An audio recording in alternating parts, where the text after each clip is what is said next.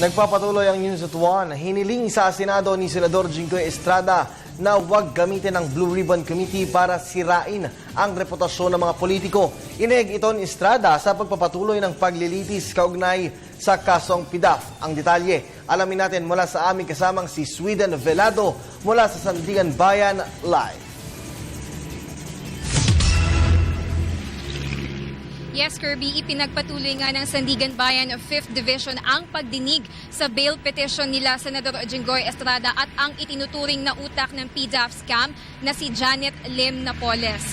Kirby, kaugnay niya, nagsalita naman si Senador Jinggoy Estrada patungkol sa ginagawang paglilitis sa kanya at kapwa politiko tulad ni Vice Presidente Jejo Marbinay na kasalukuyang iniimbestigahan ng Senado dahil sa umano'y maanumalyang parking building sa lungsod ng Makati. Sa isang panayam, narito ang naging pahayag ng Senador. I advise my colleagues to be matured enough and not to persecute personalities, not to use the Senate Blue Ribbon Committee as the forum to persecute people. Sir, how do you feel? Kirby, sa takbo ng pagdinig, tiwala si Senador Jinggoy na malapit na siyang maabsweldo sa kaso dahil bukod sa kakulangan ng matibay na ebidensya, mahina rin umano ang testimonya ng mga inihaharap na testigo ng prosekusyon. Narito ang kanyang karagdagang pahayag ukol dyan.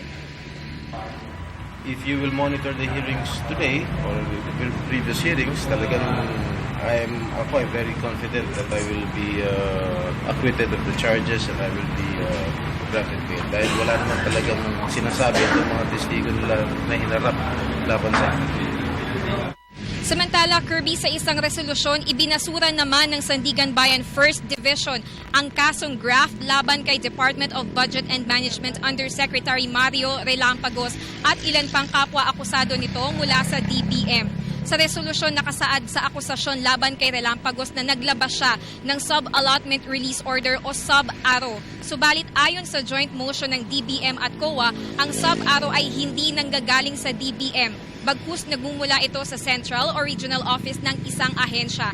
Hindi rin umano sapat ang verbal testimony lang ni Ben Hurloy na si Relampagos ang contact person ni Janet Lim Napoles sa DBM. Kirby, may 5 araw ang prosekusyon para magharap ng karagdagang ebidensya upang mapatunayan kung may probable cause ba ang kasong graft laban kay Relampagos. Yan ang mga balitang aming nakalap mula rito sa Sandigan Bayan. At para sa Telebisyon ng Bayan, ako si Sweden Velado.